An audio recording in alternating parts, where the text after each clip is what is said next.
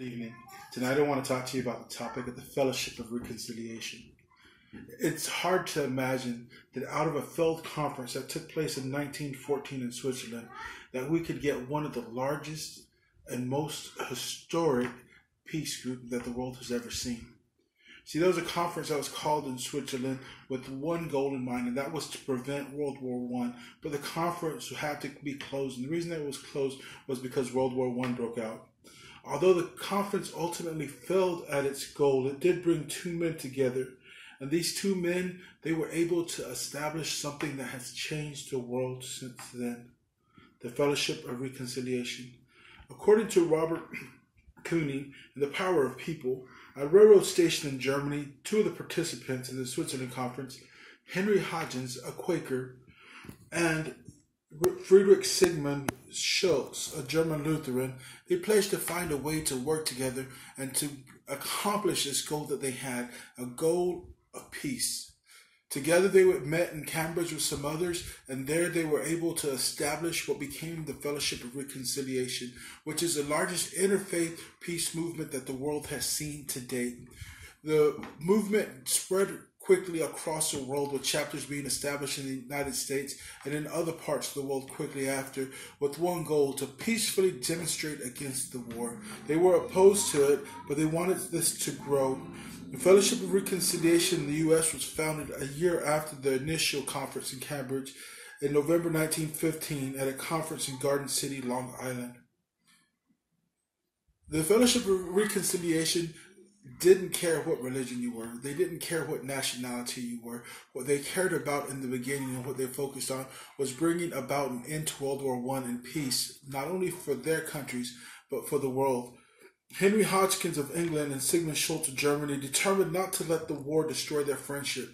There was a German and an Englishman, and they still didn't want this war to tear them apart, so they worked together with pacifism to bring about an end to the war. In 1915, we see that it was established in the United States, and since then it's spread across the world, with 127 nations having chapters of the Fellowship of Reconciliation, and them having their main offices in Brussels, with the Secretariat there. The Fellowship of Reconciliation, although it was established at the beginning of World War One to stand against warfare, when the war ended, their job did not end.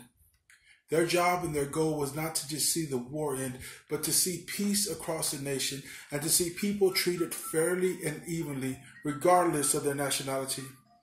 While involved in disarmament, the peace, education, and social reform efforts, they began to work with other things. In the 30s, we see that they began to work with the nations as far as labor unions were concerned, making sure that everybody was treated fairly and safely in the job place.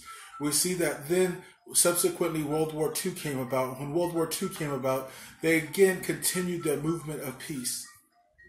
They began active in the United States during the World War II a little bit more, and that was to help the Japanese people that were being incarcerated in these tent cities in the United States. The Fellowship of Reconciliation came to try to help these people out. Also in the United States, the Fellowship of Reconciliation was active in establishing what is today known as the ACLU, the American Civil Liberties Union. After the World War II ended, they continued working, this time in the civil rights movement, being active in this movement. Although the Fellowship of Reconciliation isn't often quoted about this, if you look through history books, you'll see how they've been active throughout time. Four the Fellowship of Reconciliation, has grown to be the world's largest interfaith and peace movement. It's still active today across the nations, even though it isn't spoken about often in the news. They've been involved in issues across the world and the United States. Wendy Geiger, in a letter for the 95th birthday of four, said this: basically, we operate on the assumption that if the U.S. tax dollars can be used around the world to fund wars, keep people impoverished and suppress dissent, then by golly, our love and creativity can be used to do just the opposite around the world. If U.S. tax dollars don't stop at the borders, then our love will cross borders also. One of the earliest tasks of the Fellowship of Reconciliation was to make sure that everybody was treated equally. They started the ACLU in the United States, and they've gone along and they've moved. They were a liberal organization, and they worked with mostly liberal churches at that time. working to make sure that things today that we take that are so dear and so important, that those groups were founded, and that we see that continue to go today. They worked extensively throughout the world, and to a degree they've become more active in the United States. Here recently, in the last 30 years, becoming more active in the United States, as they see that there are issues that they can confront more openly here.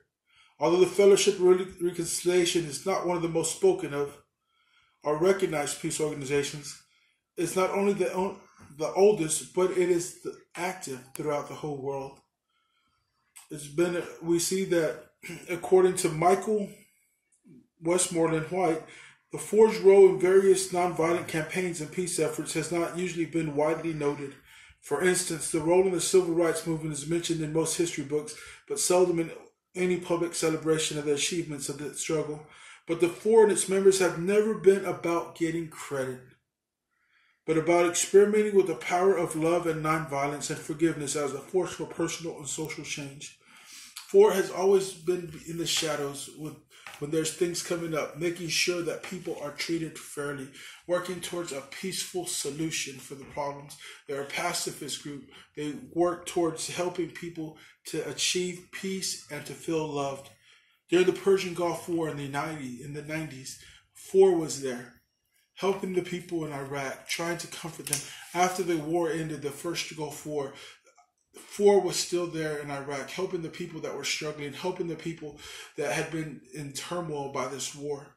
Four is still active there in that area today with this new war that's going on, making sure not that the soldiers are taken care of, not that the politicians are taken care of, but that the people on the ground are taken care of and know that somebody loves them. Four has attempted to work with the government of Iran. Although many people don't want to work with them, Four has been actively involved working with the government of Iran, trying to bring about a peaceful solution, trying to avoid any conflict or war in the Middle East. Four also in 2000 was instrumental in having the country of Papua New Guinea declared a nation of peace and working with the people of that nation to continue in peace. According to Christianity today, they still work there with Papua New Guinea, having prayer meetings on a regular basis, promoting a peaceful nation.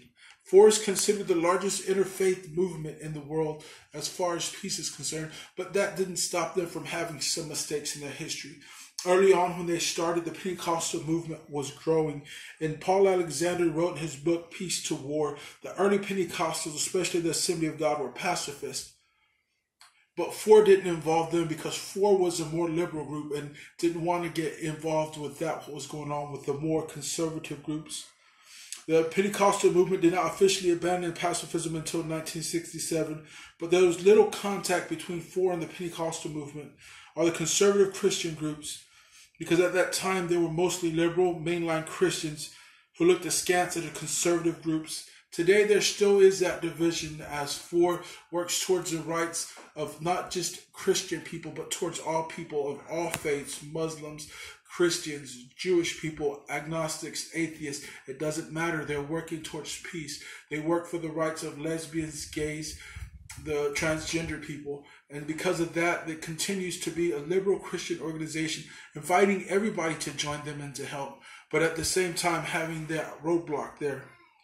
Across the world today, effects of the Fellowship of Reconciliation can be felt, although when you see them, you don't realize what the group is that's working all the time.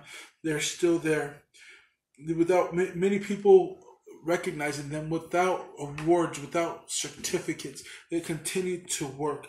We see modern day movements claiming to work towards peace without truly embracing pacifism the way that the Fellowship of Reconciliation has.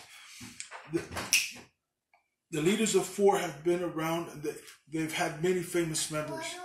And over the last 100 years, we've seen what this group has grown to become and everything that they have accomplished towards their goal of peace and unity. Again, quoting Wanda Geiger in her speech, Happy Birthday, Four, she may have said it best. She says, I'm devoted to Four's ragtag companions of strong, broken, zealous, tepid, troubled, and calming hearts. We try to fulfill Joan Boaz's definition of nonviolence is just organized love. We see what love will do in intolerable situations within ourselves, our families, and our neighbors.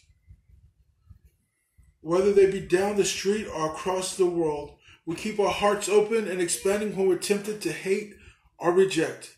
And we full time. And we fail. Time and time again we fail. And we keep at it. For 95 years, now it's been 100. We've met with just enough success to keep together and inspired and working for peace and justice. In closing, I use the Bible, Acts chapter 3, verse 6, to define the goal of 4. In this verse, it says simply, the disciples said, "Silver and gold have I none, but what I have give I unto you." The goal of the fellowship of reconciliation has been, and it continues to be, a gift of peace and unity to the world. Thank you.